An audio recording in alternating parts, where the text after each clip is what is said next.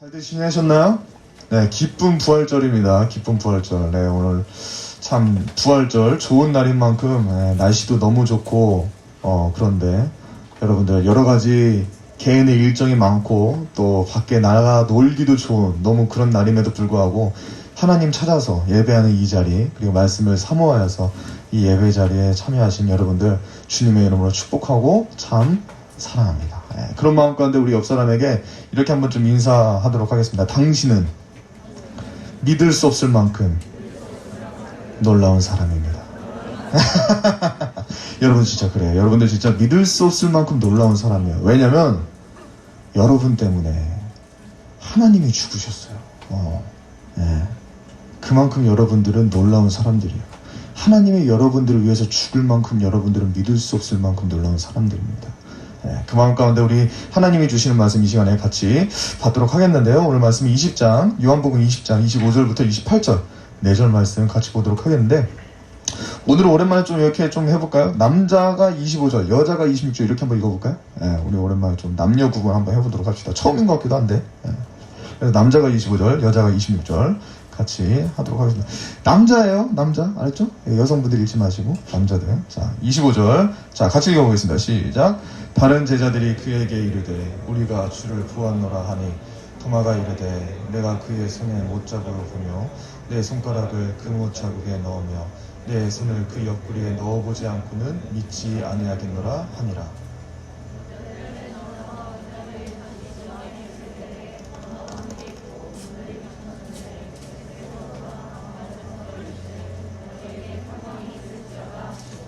도마에게 이르시되 내 손가락을 이리 내밀어 내 손을 보고 내 손을 내밀어 내 옆구리에 넣어보라. 그리하여 믿음 없는 자가 되지 말고 믿는 자가 되라. 같이 읽읍시다. 시작. 도마가 대답하여 이르되 나의 주님이시요 나의 하나님이십니다. 아멘. 믿기지 않는 진짜 이야기, 믿기지 않는 진짜 이야기라는 제목으로 이 시간에 하나님의 말씀 함께 나누도록 하겠습니다. 세상에는 정말 믿기 힘든 이야기들이 많이 있죠. 그래서 그런 믿기 힘든 이야기들만 모아놓은 TV 방송 프로그램도 많이 있어요. 그렇죠? 그래서 뭐 대표적인 게 뭐 순간포착 세상에 이런 일이 이런 거 있죠. 그리고 또 하나는 이제 뭐 서프라이즈 아세요, 여러분들? 서프라이즈 아는 분들이 있고 지금 고개를 끄덕끄덕 못하는 사람들은 약간 조금 02년생, 03년생. 02년생들 알아요? 02년생 서프라이즈 알아요? 알아요! 봤어? 라이브로? 03, 우리 신입생. 03년생도 서프라이즈 알아요? 03은 뭐야? 서프라이즈 그냥 놀라워? 그런 거야? 그래요. 이게 약간 세대 차이가 나는 거야. 서프라이즈라고 신기한 것도 모아놓은 TV 프로가 있었어요. 서프라이즈 안에 진옥고가 있었어. 그치? 진실 혹은 거짓. 그래서 진짜 말도 안 되는 이야기 같은 거 가지고서 이게 진실이냐 거짓이냐 했었는데 오랜만에 진옥고 한번 해보도록 하겠습니다. 진옥고. 여러분들이 앞에 화면 보고 잠깐 피식피식 웃었던 것 같은데 진옥고 3개. 이 중에서 거짓을 찾는 거예요. 거짓. 뭐가 거짓인가? 자, 1번. 10여 년 그래요. 1번. 10년 동안 읍장을 한 강아지가 있다. 그리고 2번. 48년 동안 삼시세끼 라면만 먹고도 건강하게 사신 할아버지가 있다. 3번. 박원설 목사는 결혼 전 연애를 한 번도 못 해봤다. 박원설이 저예요. 자, 이 중에서 거짓은 무엇인지 여러분들 골라보는 거예요. 자, 1번 첫 번째. 10여 년 동안 읍장이에요. 읍장. 뭐 시장, 면장 이런 거 있잖아요. 그래서 동면 읍의 장. 읍의 장을 했던 멍멍이가 있다. 자, 1번이 거짓이다. 손 들어보세요. 1번이 거짓이다. 1번이 거짓이다. 자, 2번. 48년 동안 삼시세끼 라면만 먹고도 건강하게 사시는 할아버지가 있다. 자, 2번이 거짓이다. 2번 거짓이다. 당당하게 들어. 당당하게 들어. 당당하게 들어요. 이러지 마시고. 당당하게 들어도 돼. 2번이 거짓이다. 2번. 리뷰가 몇 명 있네. 자, 3번. 박원설 목사는 결혼 전 연애를 한 번도 못 해봤다. 3번이 거짓이다. 진실. 도대체 나는 어떻게 생각하는 거야? 그래요. 자, 이 중에서 뭐가 진실이고 거짓인지 한번 보겠습니다. 자, 셋 다 진실. 그래 보니까는 10여 년 동안 읍장을 한 강아지가 실제로 있어.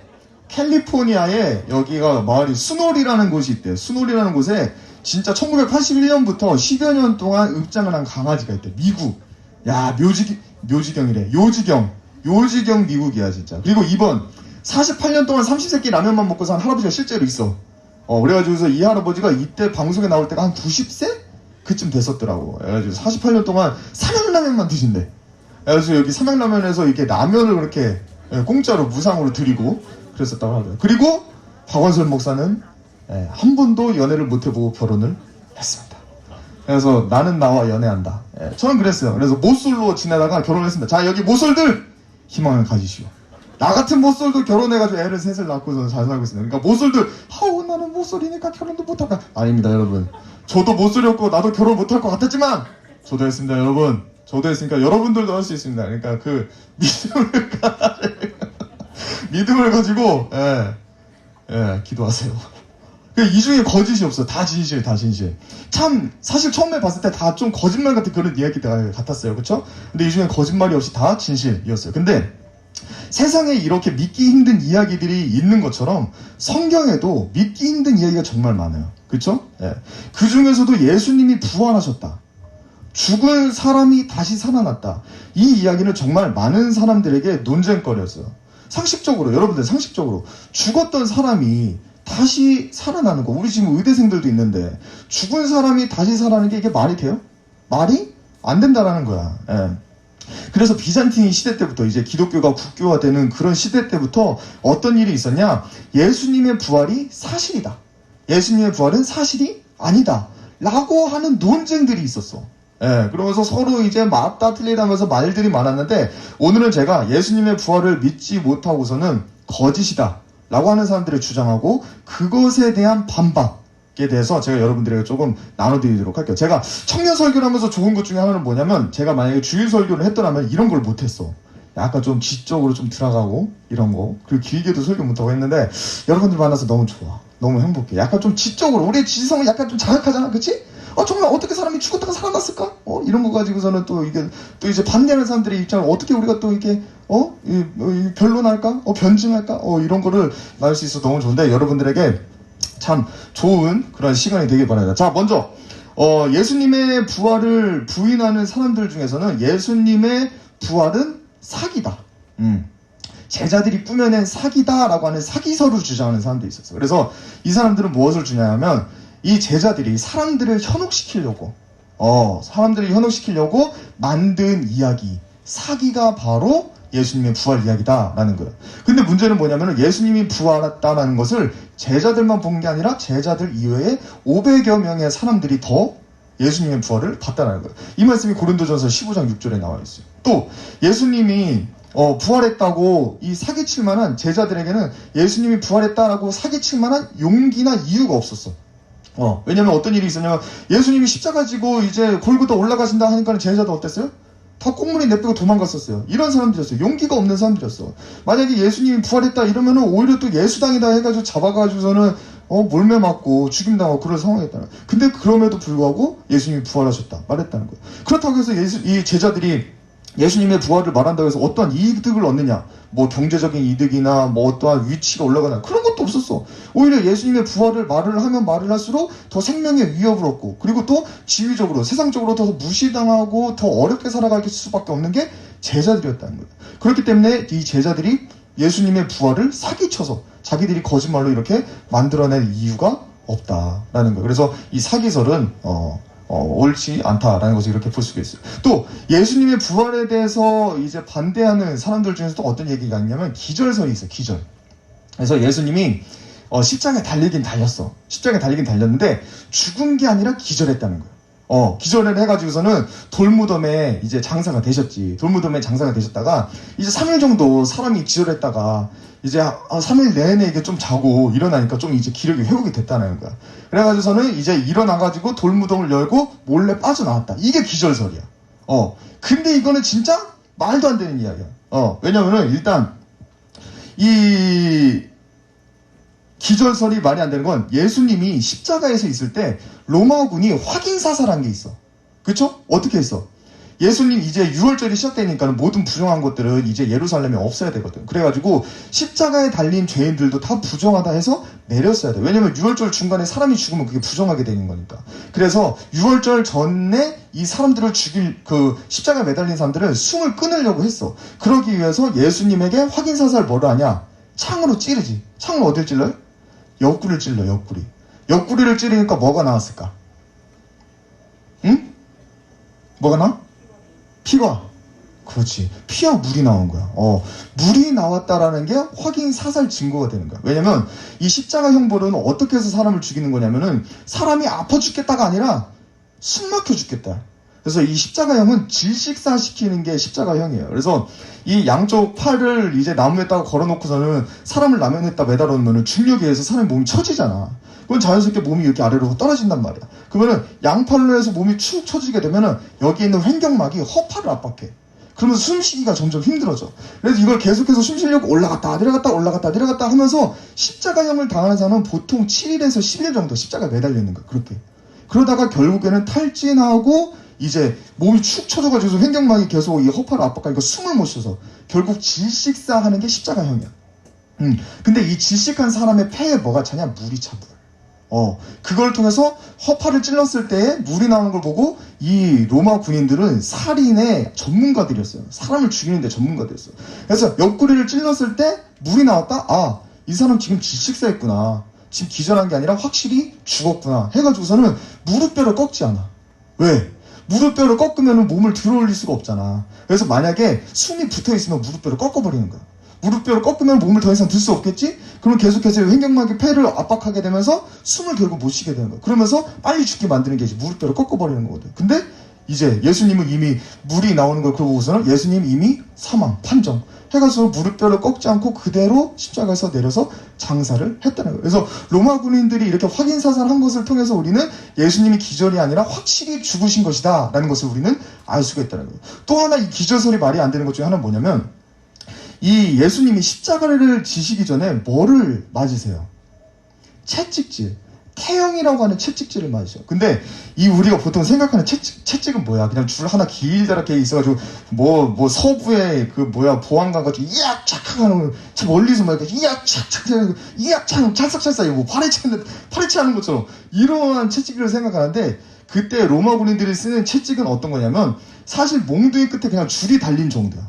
몽둥이 끝에 줄이 한 30가닥 정도 달려 있어요. 근데 이 줄이 그 끝마다 뭐가 있냐면 쇠 조각 또는 뼈 조각 이런 게 달려 있어.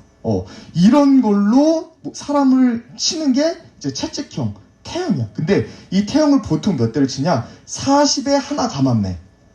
유대인들은 보통 40대 이상은 치지 말자 이게 율법적으로 있었어. 그랬기 때문에 40에 한 해 감안대 몇 대요 그러면? 39, 39대를 보통 때렸다. 그래서 성경에서는 39라고 정확하게 나와 있지만 보통 39대를 맞았을 거라고 생각을 해. 근데 이거를 맞을 때 이거를 그 채찍질을 할 때에 그 끝에 이제 뭐 뾰족한 쇠 조각이라든지 이 동물 뼈 이런 것들이 맞으면서 사람 몸을 더 심하게 상처를 내는 거야. 심하게 상처가 낼 뿐만 아니라 이 채찍이 몸에 박히기도 해. 박혀서 빠지지 않는 거야. 원래 탁 치면서 찰싹 나와야 되는데 나오지 않고 박히기도 하는 거야. 그러면 그걸 빼내기 위해서 뜯어내면 어떻게? 살점이 뜯어진 거야. 살점이 뜯어진데 이게 몇 대를 때린다 했어? 39대. 한두 대 때리면 몇 군데 좀 피나고 말겠구나 하지. 근데 39대를 때리면 보통 사람이 어떻게 되냐면 기록에 의하면 사람 뼈가 드러나. 한 군데만 맞는 게 아니라 온몸을 맞는데 온몸에 뼈가 드러나. 심하면은 창자가 드러나기까지 한대. 그렇게 심한 게 태형이에요. 그래서 보통은 이 채찍형, 태형을 맞으면은 태형을 맞은 그것 자체로 사람이 죽어. 십자가에 달리기 전에 그냥 태형을 맞았다면 태형 자체로 사람이 죽을 수 있을 정도로 예수님은 심한 고문을 당하셨다는 거예요. 그렇기 때문에 예수님께서 이 심한 그 채찍형을 맞고 십자가까지 달리셨기 때문에 예수님이 기절했다.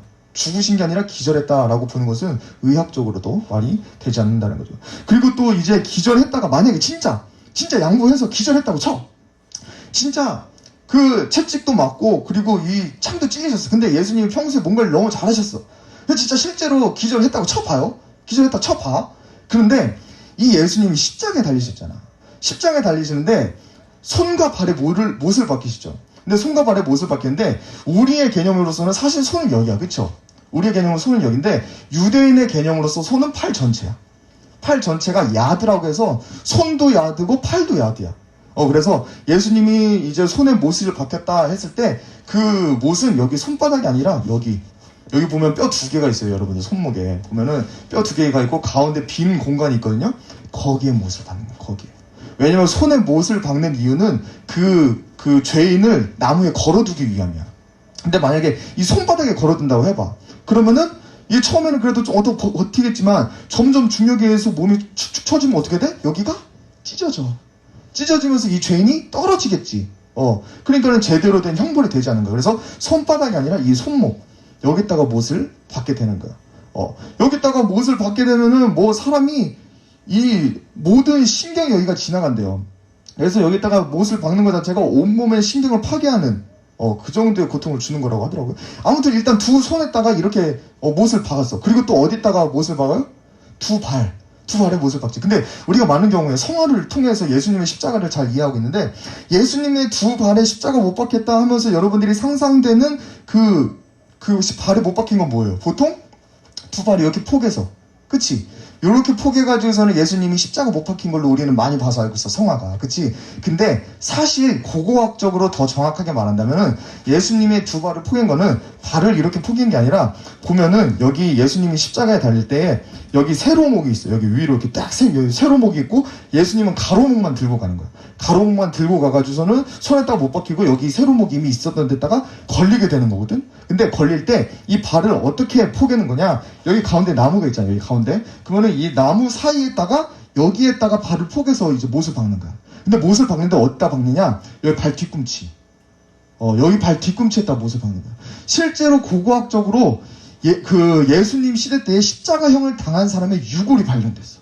예루살렘에서. 근데 유골이 발견됐는데 그 유골에 뭐가 있었냐?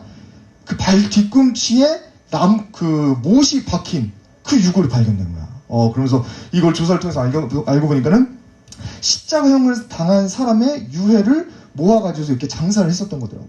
그래가지고 저는 고고학적으로 사실 십자가형이 어땠느냐 했을 때 여러 가지 의견이 분분했는데 그 예루살렘에서 십자가형을 당한 거는 그 사람의 유골을 통해서 봤을 때 양손목에 못을 박혔을 뿐만 아니라 여기 뒤꿈치에 못을 박혔다는 거예요. 근데 이 못이라는 것도 여러분들이 지금 우리가 보통 생각하고 있는 그런 얄쌍한 그런 못이 아니에요. 그때 못은 굉장히 투박하고 우리 지금 뭐 한 가운데 손가락 정도? 그 정도의 두께는 될 거야. 그러한 못으로 손목에 못을 박았어. 그리고 뒤꿈치에 못을 박았단 말이야. 자, 예수님이 기절하셨다고 쳐요. 기절하고 일어났어. 근데 양 손목에 그렇게 신경이 다 통과하는 그 손목에다가 못을 박혔었어. 그리고 이 뒤꿈치에 못을 박혔었어. 그렇다면은 기절하고 난 사람이 아무리 괜찮다고 해도 3일 만에 그 돌무덤에서 돌을 이렇게 헤쳐내고서는 거기서 빠져나온다는 게 말이 돼요? 상식적으로? 말이 되지 않는다라는 거예요. 그래서 여러 가지 정황으로 봤을 때 예수님이 기절했다가 깨어났다라고 하는 것은 우리가 더 받아들일 수가 없다. 그래서 예수님은 온전한 육체의 부활이 아니라 기절한 후에 깨어나서 혼자 돌무덤을 옮기는 것은 불가능했다. 그래서 기절 후에 깨어나신 것이 아니라 정말 죽으신 다음에 온전한 육체로 부활하신 것이 맞다라고 이렇게 생각할 수 있다는 거예요. 자, 그 다음에 세 번째 도적설이 있어요. 우리 5개까지 할게요. 오늘 5개. 그러니까 여러분들 재밌죠? 이걸 재밌다라고 얘기해도 될까? 근데 아무튼 우리 예수님의 그 십자가 형벌에 대해서 우리가 좀 더 이해가 되는 그런 시간이죠? 그래서 여러분들 잘 들으시고 예수님의 십자가 사건과 그리고 부활이 얼마나 사실적이고 그리고 실제적인 사건인가를 여러분들 이 시간에 좀 기억하는 그런 시간들이 됐으면 좋겠어요. 세 번째는 뭐냐면 도적설이에요. 도둑설. 그래서 예수님의 시체가 무덤에 장사되긴 했죠. 근데 돌무덤에 장사된 예수님의 시체를 제자들 혹은 이 돌무덤의 원리의 주인이었던 아리마대 사람 요셉이 예수님의 시체를 훔쳐갔다는 거야. 그래서 예수님의 시체를 훔쳐가가지고 아까 1번 사기설 같이 예수님의 시체를 훔친 다음에 예수님이 부활했다 하고 사기치고 다녔다라는 거예요. 근데 이것도 말이 안 되는 것들이 뭐가 있냐면 일단 로마 군인들은 호구가 아니라는 거예요. 그때 당시에 로마 군인들은 뭐 동네 파출소 뭐 이런 사람들이 아니에요. 진짜 정예 군인들이야. 로마의 정예 군인들. 그래서 그런 사람들이 특히 더 철저하게 경계를 서고 있던 상황이었어요. 왜냐면 이 유대인들이 예수님의 시체를 제자들이 훔쳐갈 가능성이 있다라는 신고를 했기 때문에 그거에 대해서 더 철저하게 대비하고 철저하게 경계를 하고 있었다라는 것이 마태복음 27장에 기록되어지고 있어요. 그런 상황 가운데 예수님의 시체를 예수님의 그 시신을 훔쳐간다? 이것은 사실상 로마 군인들을 너무 무시하는 그런 말이죠. 그리고 더 더 여러 가지 또 말이 안 되는 것 중에 하나가 뭐가 있냐면, 예수님이 없어진, 그 시체가 없어진 그 자리에 곱게 접어놓은 세마포가 있었다는 거예요. 이 세마포라는 것은 뭐냐면, 사람이 죽었을 때 그 수의 같은 거예요, 수의. 우리도 사람이 죽으면 일상복이 아니라 수의를 입히잖아요. 죽은 사람에게 입힌 옷. 그런 수의가 바로 세마포였어요. 그래서 천으로 둘둘둘둘둘둘 길게, 긴 천을 둘둘둘둘 말아가지고서는 사람의 시체에다가 이 둘둘둘 말아준단 말이에요. 그래서 몸에 있는 세마포가 있고, 목이랑 떨어져서 얼굴에다가 하는 세마포, 이렇게 두 가지가 있어. 근데 문제는 뭐냐면, 예수님이 부활하신 그 빈 무덤에 갔는데 이 세마포가 너무나도 곱게 접혀 있더라는 거. 이 목격자들의 말에 의하면. 근데 여러분들 상상을 해보세요. 내가 예수님의 시체를 훔쳐가려고 해. 아주 삼엄한 경비를 피해가지고, 진짜 내가 정말 닌자수를 배워가지고서는 어떻게 몰래 해가지고서는 그 무덤 속까지 들어갔어. 무덤 속까지 들어가서 예수님의 시체까지 가지고 나오는데, 잠깐 이거를 좀 더 생각해보자 해가지고서는 세마포를 다 예수님 그 장사 지낼 때 했던 그 세마포를 다 벗겨가지고 이렇게 잘 접어가지고, 또 머리 부분도 이렇게 잘 접어가지고서는 예수님을 감고 간다라는 게, 이게 상식적으로 이해가 되세요? 오히려 예수님의 시신을 훔쳐간다라고 하면은 그 세마포를 둘 게 아니라 어떻게 해서든지 최대한 빨리 그 자리를 피해야 될 거 아니야. 그쵸? 그 안에서 조금이라도 뭐 인기척이 있거나 사람이 들어간 흔적이 있거나 그럼 바로 잡힐 거 아니야. 그러니까 가장 빠른 시간에 훔치려면, 여러분들 도둑질 해봤죠? 도둑질 안 해봐서 잘 모르겠지만, 도둑질을 하려면은, 그렇다고 해서 내가 도둑질을 한 건 아니지만, 도둑질을 할 때 중요한 건 시간이야. 여러분들 은행 강도 같은 거 보면 그렇잖아요. 그 은행 강도 성공하려면 어떻게 돼? 빨리! 진짜 몇 초 내에 그 일을 끝내고 도망가야 된다는 거야. 마찬가지예요. 예수님의 시체도 이걸 훔치려면은, 세워라, 내워라 해가지고 3시간, 4시간 꽁꽁 싸맸던 세마포를 풀고 하는 그런 시간이 있을 수가 없다라는 거예요. 빨리 도망가야 되는 상황인데. 그렇기 때문에 남아있는 세마포가 예수님의 시신이 도둑당했다라는 것을 오히려 부정해주는 그 부분이 된다는 거예요. 그리고 만약에 예수님이 부활하지 않은 거라면은 제자들이 이렇게 도둑질해가는 그런 일은 오히려 없을 거라는 거예요. 왜냐면은 특성상, 이 제자들의 특성상 예수님이 부활하지 않았다 한다면은 이 예수님에게 우리가 속았다 하면서 분개했지, 억지로 예수님의 부활 이야기를 만들어내지는 않았을 거라는 거예요. 그것을 알 수 있는 게 뭐냐면, 이제까지 예수님께서 십자가를 지시기 전까지 제자들의 행적을 보면 알 수 있어요. 제자들은 예수님이 십자가 지시기까지 그 특징을 본다면, 배신. 제자들의 특징은 배신. 그리고 겁쟁이. 이게 제자들의 특징이었어요. 그리고 아까도 말했지만, 이 제자들이 자기들이 부활을 주장한다고 해서 얻을 수 있는 이익이 아무것도 없어. 그렇기 때문에 예수님의 시신을 훔쳐가면서까지 예수님이 부활했다라고 거짓말을 할 이유는 없다라는 거예요. 그래서 예수님의 부활을 부정하는 이 도적설도 말이 되지 않는다라는 거죠. 네 번째로는 환상설과 유령설이 있어요. 그래서 사실 환상설과 유령설을 좀 나눠서 이야기도 하는데, 저는 좀 같이 붙여서 여러분들에게 말씀드리도록 할게요. 이 환상설이라는 건 뭐냐면은, 이 제자들이 예수님을 3년간 같이 지내면서 예수님을 사랑하는 마음이 너무 컸어. 그래서 예수님을 너무나도 사모하는 마음에 이 제자들이 환상을 본 거라는 거예요. 환상을 봤다. 그래서 그런 거 있죠. 여러분들이 너무 사랑하는 사람이 있어. 너무 사랑하는 사람이 있는데 너무 그리워, 마음에. 보고 싶어. 근데 밤거리를 지나가고 있는데 저기에 달이 떴어. 저 달을 바라보면서 내가 사랑하는 사람의 모습을 떠오르는데, 저 달에서 내 사랑하는 사람의 모습이 보여. 경험해 본 적 있어요? 사랑을 해봐요, 여러분. 그런 거야. 뭐 그런 것처럼 달에 내가 사랑하는 사람의 얼굴이 보이는 것처럼, 그렇게 환상처럼 내 예수님을 너무나도 갈망하는 마음에, 죽은 예수님이 너무나도 그리운 마음 가운데 달을 보는데 이 환상이 보이는 것처럼 이 예수님의 환상을 봤다라는 거예요. 그러면서 예수님은 환상 또는 예수님이 육체가 아니라 그냥 영으로 부활했다. 부활하긴 했지만 육체는 아니고 그냥 영으로만 부활했다.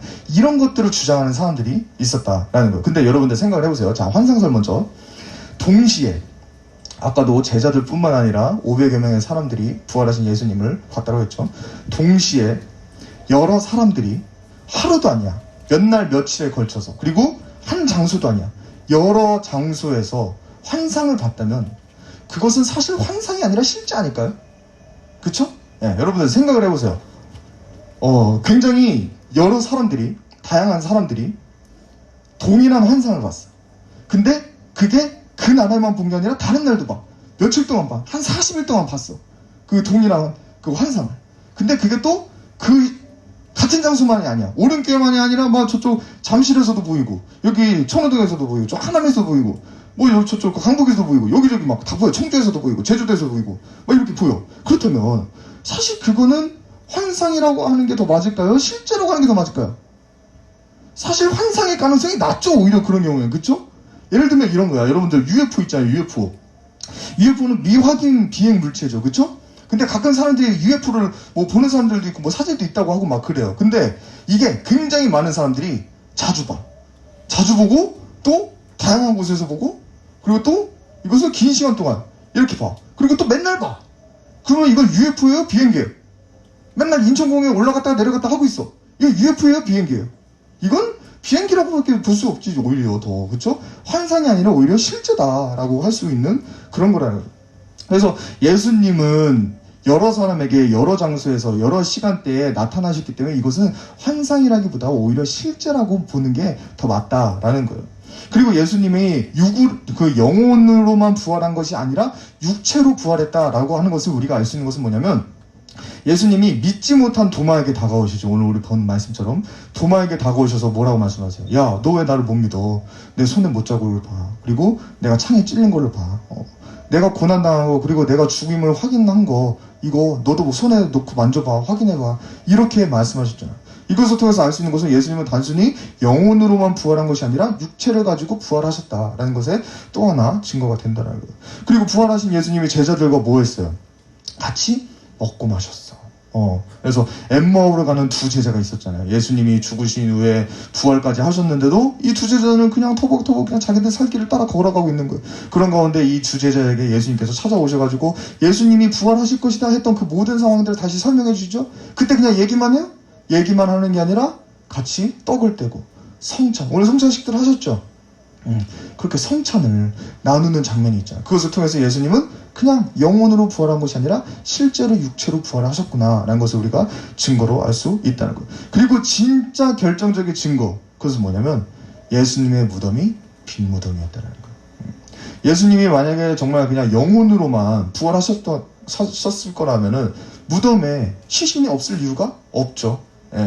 근데 예수님의 무덤은 빈 무덤 이었다라는 거예요. 육체가 없는 무덤이었어요.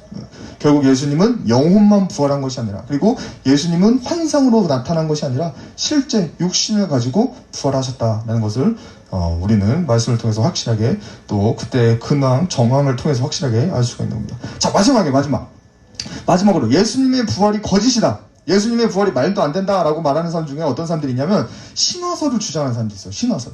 이 신화설은 뭐냐면은 사실 지금까지도 가장 많은 사람들이 읽어가지고 시비 걸고 넘어지는데 그건 뭐냐면 고대 근동에 예수님처럼 죽은 다음에 부활한 신화들이 많이 있다라는 거예요.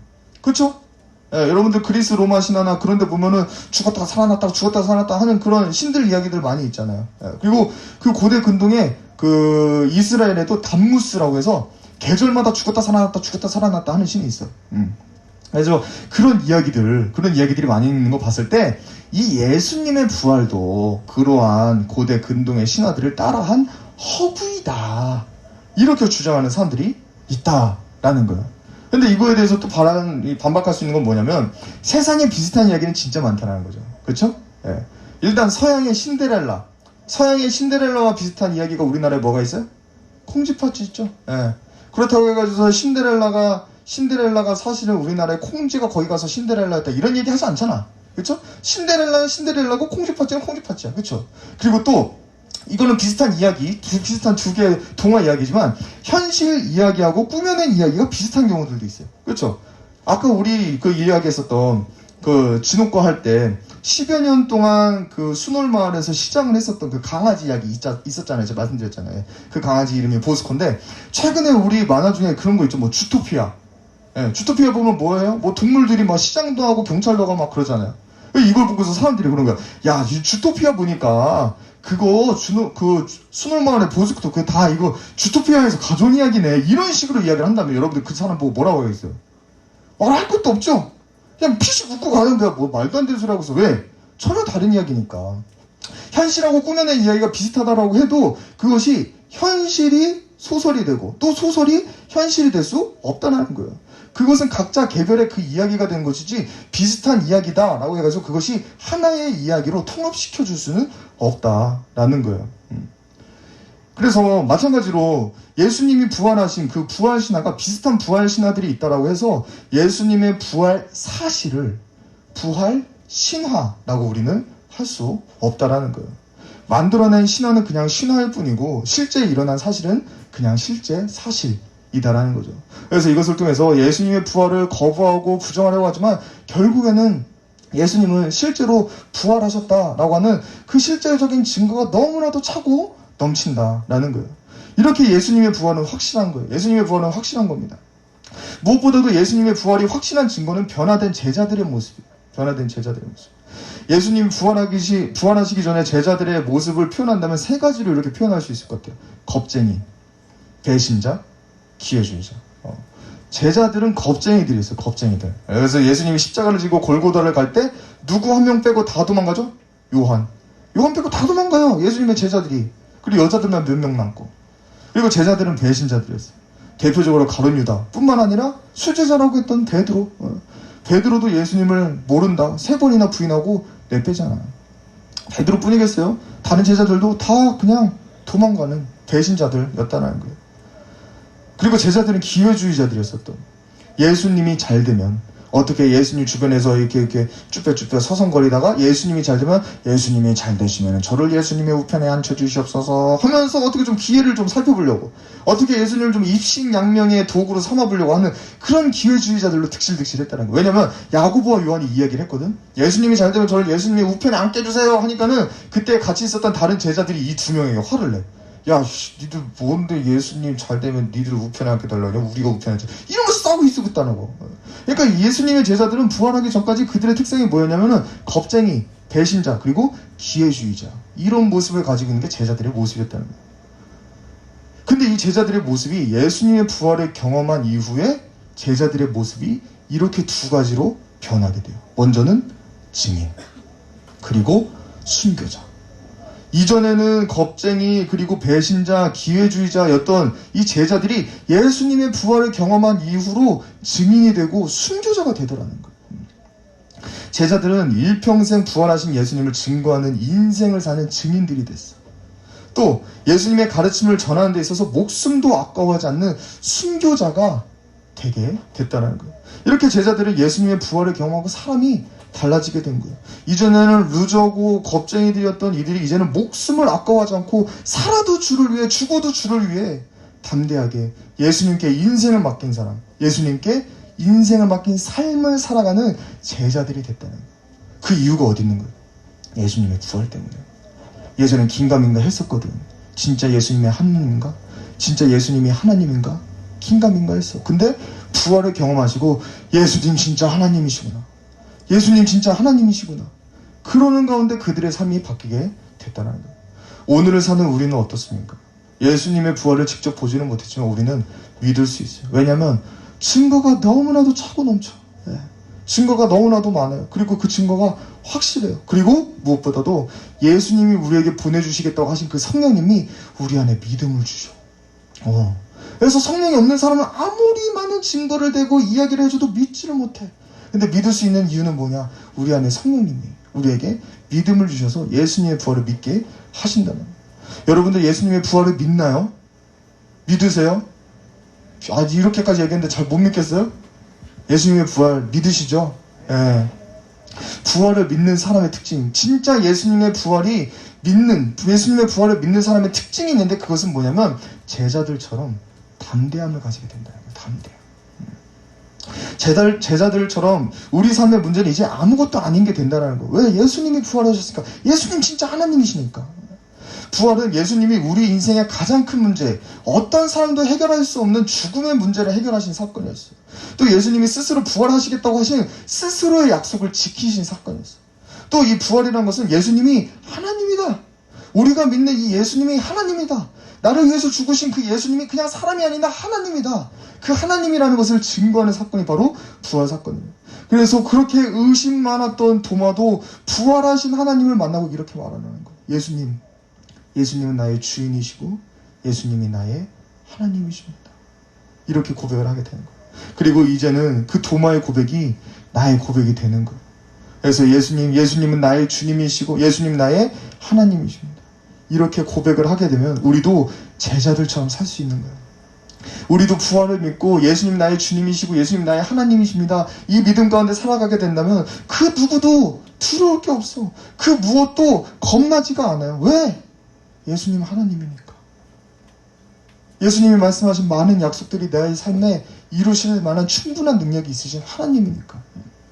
그런 가운데 담대함으로 자신감에 찬 인생, 그리고 증인의 삶, 그리고 제자의 인생을 살아갈 수 있게 된다라는 거예요. 예수님의 부활을 경험하고 변화된 제자들처럼 담대함과 확신 가운데 살아갈 수 있는 여러분, 부활의 증인, 제자의 삶을 살아갈 수 있는 저 여러분들이 다 되시기를 우리 예수님의 이름으로 축복합니다. 아멘. 말씀을 맺도록 하겠습니다. 아직도 부활에 대해서 미심쩍고 의심이 드는 분들이 계실까요? 증거는 확실합니다. 문제는 뭐냐면 받아들이지 않겠다고 하는 내 강팍한 그 마음 하나뿐이에요. 여전히 부활에 대한 확신이 없다면 도마처럼 나의 믿음 그리고 나의 강팍한 마음을 우리 예수님께 맡기세요. 그러면요, 예수님이 도마에게 다가오셔서 부드러운 음성으로 증거해 주신 것처럼 하나님이 오늘 나의 마음을 만져주시고 나에게 부활의 믿음을 주실 거예요. 그래서 이제는 제자들과 같이 부활을 믿고 경험함으로, 부활을 확신하는 가운데 부활의 감격과 부활의 기쁨과 부활의 능력으로 당당하게 승리하는 인생, 그리고 담대하게 예수님의 부활을 증거하면서 살아갈 수 있는 저 여러분들이 다 되시기를 우리 예수님의 이름으로 축복합니다. 아멘. 이 시간에 우리 부활하신 하나님을 같이 찬양하고 기도하도록 하겠습니다. 수많은 무리들 줄지